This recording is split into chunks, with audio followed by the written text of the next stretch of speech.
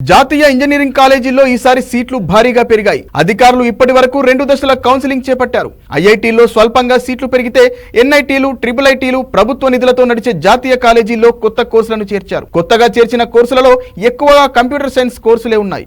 జాతీయ ఇంజనీరింగ్ కళాశాలలో గత ఏడాది 57,152 సీట్లు మాత్రమే ఉండగా ఈ సంవత్సరం 59,917 సీట్లు అందుబాటులోకి వచ్చాయి. గత సంవత్సరంలోని సీట్లతో పోలిస్తే ఈ సంవత్సరం 2,765 సీట్లు పెరిగాయి. ఐఐటీల్లో స్వల్పంగా సీట్లు పెరగగా ఎన్ఐటీలు, ట్రిపుల్ ఐటీలు ప్రభుత్వ నిధులతో నడిచే జాతీయ కాలేజీల్లో కొత్త కోర్సులను చేర్చారు. వీటిల్లోనూ ఎక్కువగా కంప్యూటర్ సైన్స్ కోర్సులే ఉన్నాయి. మరికొన్ని కోర్సులకు అనుమతి రావాల్సి ఉంది. కొన్ని జాతీయ కాలేజీల్లో కొత్త కోర్సులతో ప్రత్యేక సెక్షన్లు ఏర్పాటు చేసే వీలుంది. దీంతో ఆఖరి దశ కౌన్సిలింగ్ నాటికి మరికొన్ని సీట్లు అందుబాటులోకి వచ్చే వీలుంది.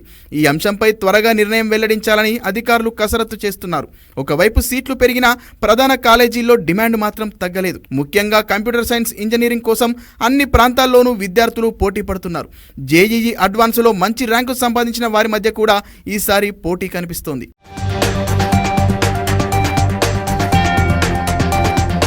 ఇక జాతీయ ఇంజనీరింగ్ కాలేజీల్లో కంప్యూటర్ సైన్స్ ఇంజనీరింగ్ కు కూడా భారీగా డిమాండ్ ఉన్నట్లు joint SIT allocation authority counselling లో స్పష్టంగా కనిపిస్తోంది. National institute of technology, Indian institute of టెక్నాలజీలో ఎక్కువ మంది సిఎస్ఈకే దరఖాస్తు చేశారు. గత ఏడాది కన్నా కట్ ఆఫ్ పెరిగినప్పటికీ టాప్ కాలేజీల్లో పోటీ మాత్రం ఈసారి కాస్త ఎక్కువగానే కనిపిస్తోంది. వాస్తవానికి దేశంలోని 23 ఐఐటీల్లో గత ఏడాది 17,385 ఇంజనీరింగ్ సీట్లు ఉంటే ఈ సంవత్సరం 17,740 సీట్లు అందుబాటులోకి వచ్చాయి. జాతీయ కాలేజీల్లోనూ ఈసారి కొత్త కోర్సులను ప్రవేశపెడుతున్నారు. వీటిలో కొన్నింటికి అనుమతులు రాగా మరికొన్నింటికి రావాల్సి ఉంది. ఆఖరి దశ కౌన్సిలింగ్ వరకు ఎన్ఐటీల్లో సీట్లు పెరిగే వీలుందని అంచనా వేస్తున్నారు. ఇప్పటి వరకు ఉన్న సమాచారం ప్రకారం 121 విద్యా సంస్థల్లో ఈ ఏడాది 59,917 సీట్ల భర్తీ చేయబోతున్నారు. ఇప్పటికే 2 దశల కౌన్సిలింగ్ పూర్తి కాగా మరో 3 దశల కౌన్సిలింగ్ ప్రక్రియ పెండింగ్ లో ఉంది.